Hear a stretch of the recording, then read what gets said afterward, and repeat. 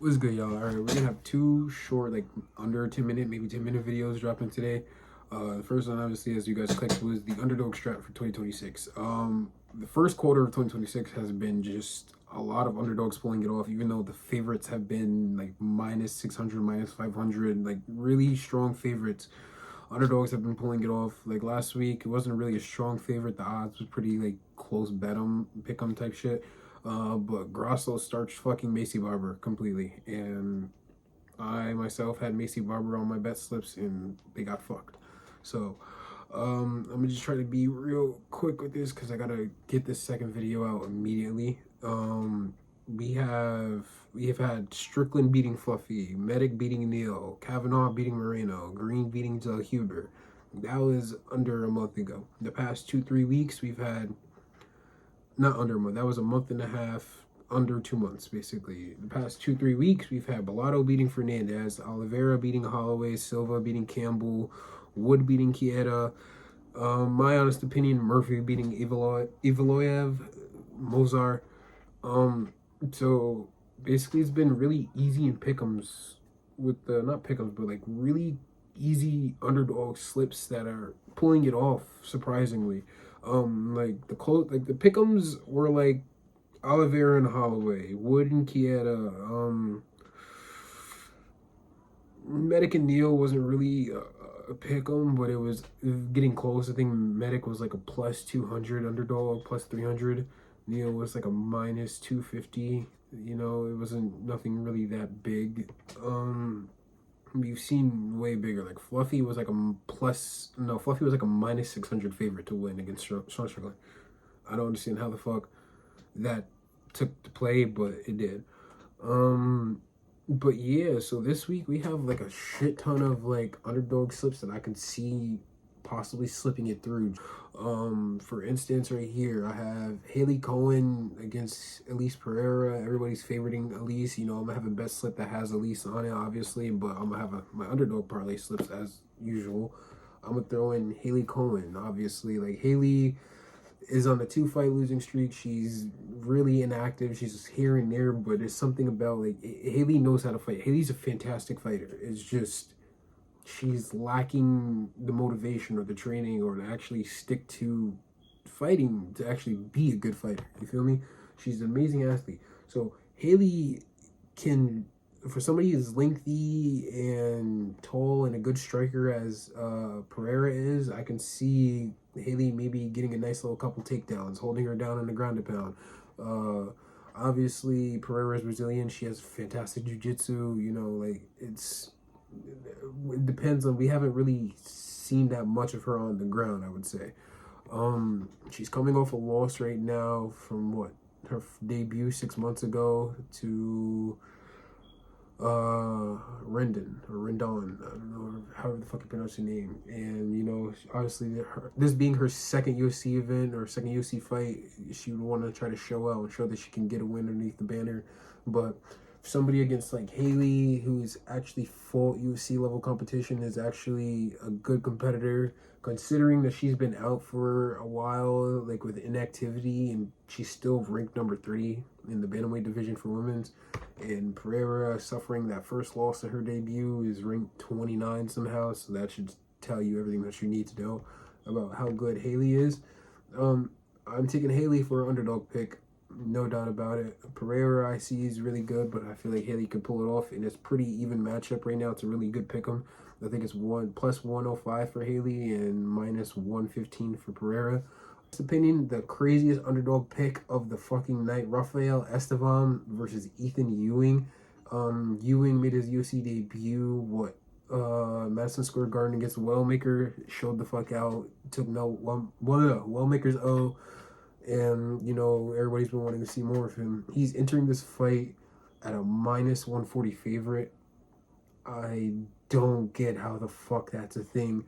Estevam has showed why he's undefeated. You know, he's fucking not fantastic, but he's an amazing prospect on their eyes. He's 14-0. They have him as a fucking plus 115. I'm taking that. He has wins over Jesus Aguilar, Felipe Burns, Charles Johnson. Like, I'm taking Esteban. There's no doubt about it. I feel like he's going to keep his fucking undefeated record. There's no way in hell that he's losing it. I'm going Esteban on this. I get the hype around Ethan Ewing, to be honest with you. I get it. You know, Malcolm Maker was considered the biggest prospect in the UFC, right? Ethan Ewing came in, not I wouldn't say starched him, but beat him like, decisively. Like it wasn't a fucking split decision. It was unanimous. Like it was all around. He took his. Oh, I don't see him doing it again this week. I see Ethan Ewing actually like settling down. You know, he came in on short notice against Wellmaker too. Wellmaker wasn't prepared for anything close to Ethan Ewing. I'm pretty sure Wellmaker had a chance to get a rank that fight night or that pay per view, and his opponent pulled out. So that's what happens. It happens, you know. Ethan Ewing, in my honest opinion, I'll say that the only way he could possibly win this is via like a close decision. But I got Esteban coming through and keeping the undefeated record. Underdog lock of the fucking night is Tabitha Ricci versus Vima Jandira. I don't know how to fucking pronounce her last name. Tabitha Ricci is a plus 110 near favorite. Viana, she's fucking minus 130 slight favorite to come inside. I mean, Ricci's an underdog, my bad. And then Verana is a 130 favorite. I think Verana is coming off a loss recently, and that one loss was for the title against Mackenzie Dern recently. So, you know, besides that, she was on a nice little win streak. She was on a very fucking fantastic win streak, in my honest opinion. Ricci's the type of person that will lose to Mackenzie Dern, but then fucking, I don't fucking know, beat Raquel Pennington. You feel me? Like, Tabitha Ricci is different. She just beat Yajanan a year ago. She lost to Yajanan a year ago, which was unanimous in my honest opinion. She knocked out Amanda Ribas like close to a year ago on a fight night. I got Tabitha Ricci coming into this fight as an underdog, taking it away. I mean, like, Verna's coming off a loss against Mackenzie Dern for the title. You know, confidence is going to be her trying to prove that she needs a title shot again. You know, she wants to prove that she needs to get back up there, be number contender again. Ricci, this right here is basically her defining moment. If she can beat Verna, whatever the fuck her name is, she can sit here and she's next to the title. No doubt about it. Unless Zhang Weili comes back, that's basically about it. You feel me?